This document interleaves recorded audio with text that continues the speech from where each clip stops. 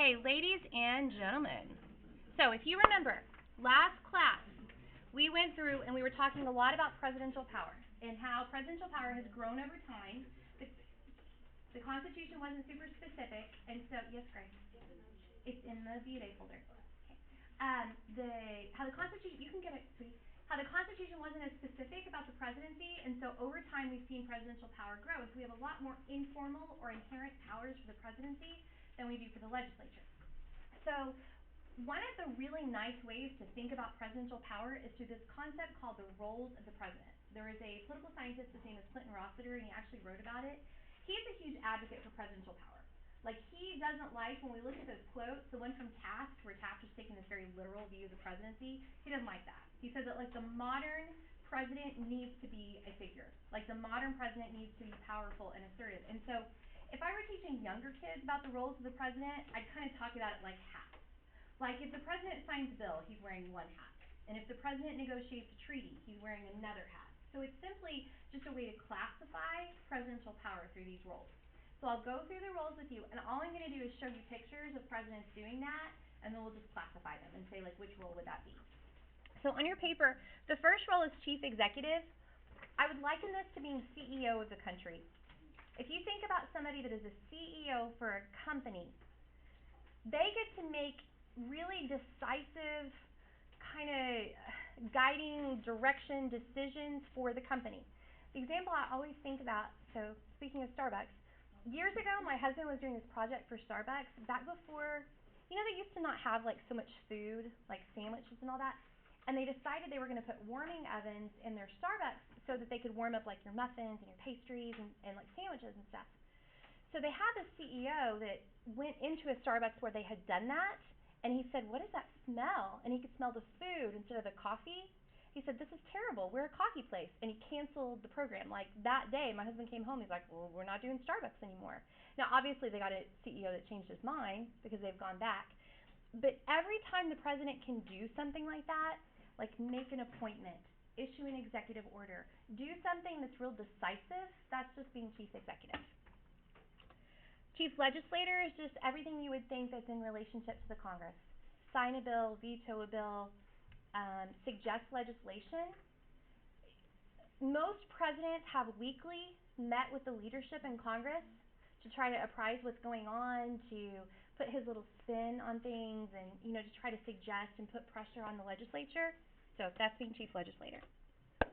Chief diplomat is our relationships with other countries. Trying to, it's not war related, but it would be more the peacekeeping efforts, the efforts to have good economic relationships with them. Chief of state or chief citizen. I prefer to say chief of state, but some people say chief citizen, which is fine. This is actually, I don't know, some people like to talk about how this isn't that important. I so disagree. This is why our president needs to do this, because we don't have a king or a queen. Think about a country that has royalty and how the people kind of just become very enamored with them. The royalty really, bless you, in a lot of ways they're just like a symbol. So anything the president does to be a symbol for our country, to be a moral role model, to extol human values. Like, I loved knowing that President Obama had struggled, like he had been a smoker, and that's like a thing for him. Like, it's hard not to smoke, like he has to work really hard. To me, being open about that is an incredible chief of state kind of thing, because not that I'm a smoker, but it just shows that you struggle, right? I struggle with Diet Coke, right? So it's like everybody has their problems. Seeing the president make dad jokes and be like a human. It could be that. It could also be that if there's a hurricane that comes through and it decimates the Gulf Coast, that the president shows up and he shakes people's hand and he says, "I'm sorry for your loss." It's just doing all of those very human things. Our more successful presidents very often are good at that, because they need to know how to connect with people and use that. Commander-in-Chief, we talked about this last class. This is everything military related. What is the one thing the president doesn't do? Declare. Oh, music to my ears. The president doesn't declare war. And then finally we have chief of party. So remember, the president's not in charge of the party, but they become the face of the party. What element of the party does the president represent? Good, party and government. So he's not part of the organization, he's not running it, but because he or she is the face of the party, it's like they speak for the party. Okay, so let's just look at some pictures. You guys tell me what you think you're seeing. So I have to tell you a little bit about this one. This was from, if you watch the video, where President Johnson was trying to get the Civil Rights Act passed. And this is Senator Dirksen. And so he was the Senate Minority Leader at the time. What role would this be? Chief Legislator. Because he is using his, whatever he has to do to try to put pressure on the legislature. One of the reasons I like LBJ so much is because I think he really understood the Congress very well. He knew how important that chief legislator role was. He had been in the House, he had been in the Senate. I read this story about him that when he was first elected to the House, when he left Texas, he knew how important relationships were, and he understood that individualized nature of Congress. So he would go hang out in the Capitol gym, like multiple times a day, because he was trying to meet all the different groups of people. So he'd go at like 2, and then he'd go at like 4, and he'd go at like 6, so that he could figure out the different groups and the dynamics of the people. So the president, as chief legislator, may have to very well do that, develop these individual relationships to try to get Congress to do something. All right, there you go. Recognizing achievements by sports teams, inviting them to the White House. What role would that be? Chief of State. You're going to see more pictures of that. That doesn't mean it's the most important thing they do. It's just picture worthy. So. Now, this is after 9/11. So this is when W went to where the Twin Towers had fallen, and you've probably heard that speech that he gave, which was really incredibly powerful. This is a picture of the fireside chats. What role would that be? So it's also Chief of State. So when W is standing there and he's saying, we hear you, we see you, we want to comfort you, we'll come together, that's Chief of State.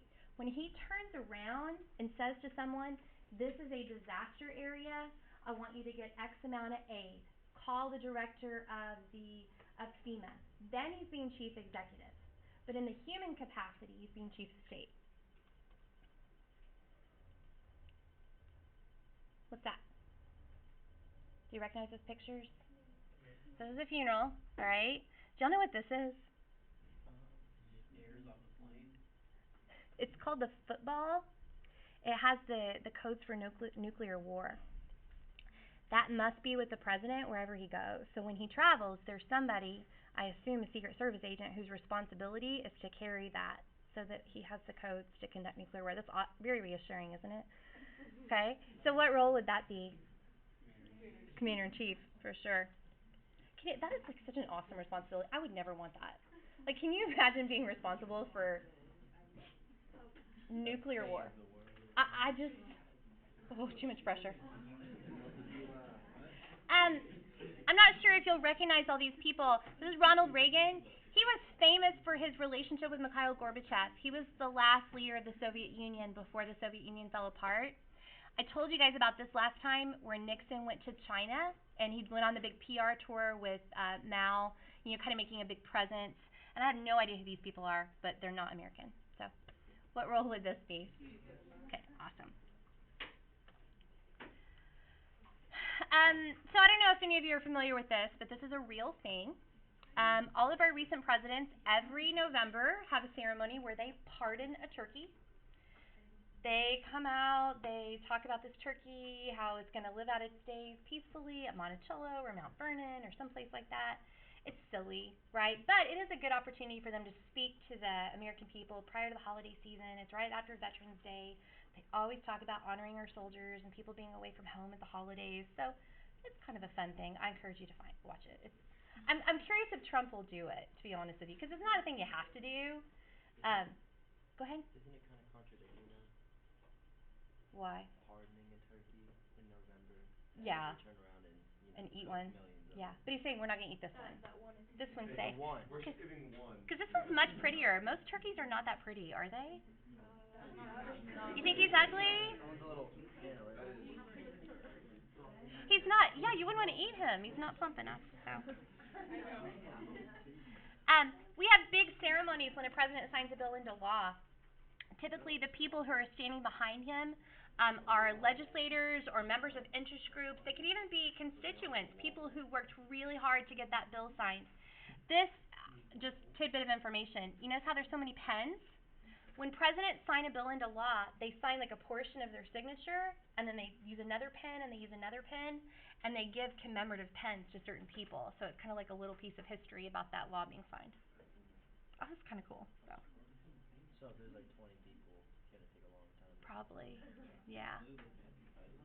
So, again, some more pictures of the president being chief of state. You know, like attendance. Look, and I guess the point right there is if you look really close, you can see there's some ex-presidents there as well. So that chief of state role doesn't really die. Once you stop being president, there's still kind of some ceremony that's involved. We talked about this last class. Instructions to all persons of Japanese ancestry. What was this called? Executive order. It was an executive order. Remember, it carries the weight of law. To me, there's nothing more chief executive than the president issuing an executive order, because they are saying, without anybody else's approval, we're doing this. And remember, they can be very controversial, or they can be kind of just mundane. And then here's a picture. So this is W. I know this was years ago. Nancy Pelosi was the Speaker of the House at the time, and this is Harry Reid, who was the Senate Majority Leader. This is the National Convention in 1992, where Bill Clinton was chosen to represent the Democrats. So what would that be? What role would that be, you guys? Chief of Party. Very good. So we already talked about the commemorative pins. This is a picture of the State of the Union. So remember, that was a formal power. The president must advise Congress on the state of the union. Modern presidents have done that as a speech, but it's an excellent opportunity for him to say, here's the kind of laws I want to see you pass. So there he's being chief legislator. And then finally, there's a lot of fun involved in the presidency as well. The holidays, they had a Seder this week at the White House to help celebrate Passover. They'll have an Easter egg roll. I don't know why they do that instead of a hunt, but they roll these Easter eggs like it's like a race to roll it down the line. I don't know. Anyway, I think it would be fun. Right, so again, trying to be the face and like the humanity part of the presidency. Okay, any questions about the rules? All right, so flip your paper over for me, you guys. And question 3 asks you, of these 6 roles, which of these has no constitutional basis? Don't shout it out. I want you to think about it. I'm not saying that everything they do as chief executive or chief legislator or chief diplomat, everything is constitutional. But which of these has no root in the Constitution whatsoever?